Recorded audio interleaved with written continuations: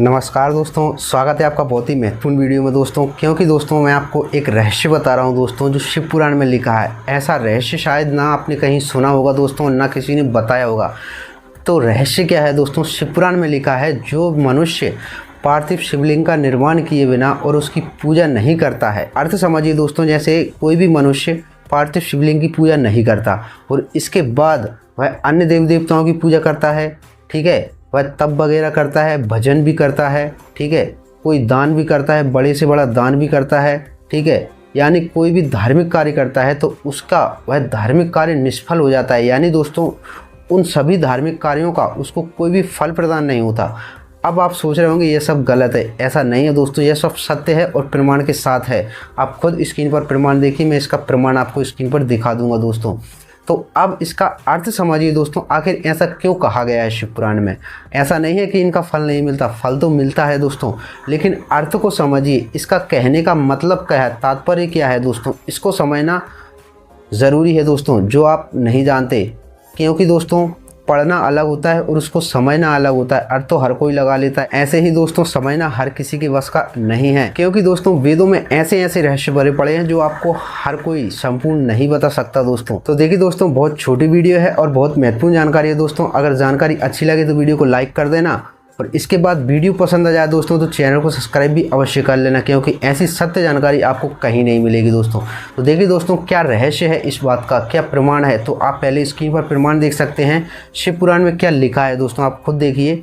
पार्थिव लिंग के पूजन को छोड़कर जो लोग अन्य देवताओं के यजन में लगे रहते हैं, उनकी वह पूजा, तप तथा दान आदि व्यर्थ हो जाता है। अब इसका अर्थ समझिए दोस्तों, यानी दोस्तों पार्थिव लिंग के पूजन को छोड़कर, यानी दोस्तों जो व्यक्ति पार्थिव पूजा नहीं करता और इसके अलावा, यानी पार्थिव पूजा को छोड़कर इसके अलावा अन्य देवताओं के यजन में लगे रहते हैं, यानी अन्य देव देवताओं की सेवा समार में लगे रहते हैं, उनकी पूजा में लगे रहते हैं, तप में लगे रहते हैं, तप करते हैं, तपस्या करते हैं, ध्यान करते हैं, भजन करते हैं तथा दान आदि कोई बड़ा दान करते हैं, व्यर्थ हो जाता है। यह लिखा है दोस्तों, यह शिव पुराण में है। अब इसका अर्थ क्या है, यानी दोस्तों जो मनुष्य पार्थिव शिवलिंग का निर्माण कर और उसकी पूजा नहीं करता है, इसके उपरांत दूसरी तरफ वह अन्य देवी देवताओं की पूजा करता है, दान करता है, तपस्या करता है, तप करता है, जो भी अन्य कार्य हैं वह करता है, तो वह सब निष्फल हो जाते हैं। यानी दोस्तों उन सभी कार्यों का उसको कोई भी फल प्रदान नहीं होता।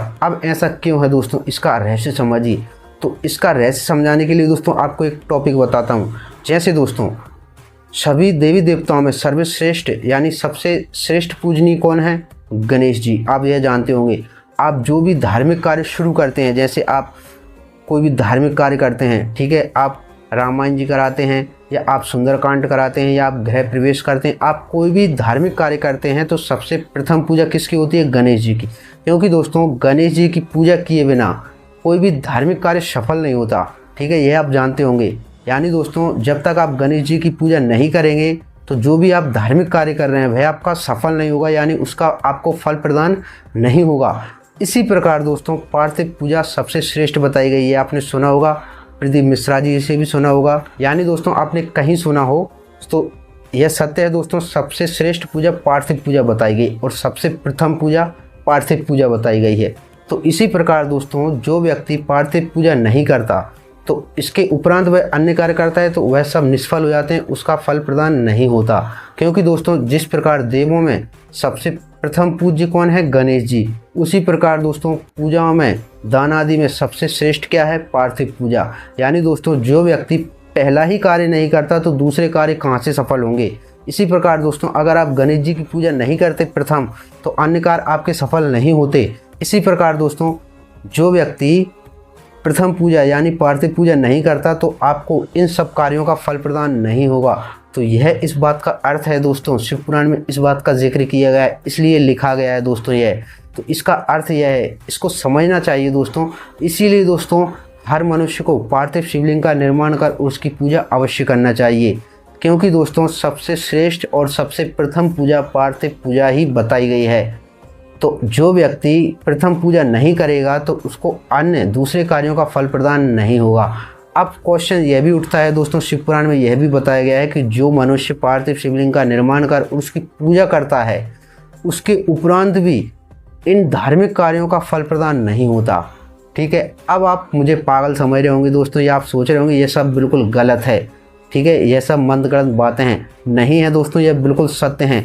मैंने भी यह जब पढ़ा था तो मैं भी सोच में पड़ गया था दोस्तों। जब मैंने इन पर विचार किया तब मैंने सोचा और समझा दोस्तों, क्योंकि दोस्तों कहते हैं कि पढ़ना अलग है और समझना अलग है। पढ़ तो हर कोई लेता है, लेकिन उसका सही अर्थ क्या है वह निकालना बहुत कठिन है दोस्तों। इसलिए मैंने उस बात को समझा दोस्तों, और समझने के बाद उसका अर्थ कुछ अलग ही निकला दोस्तों।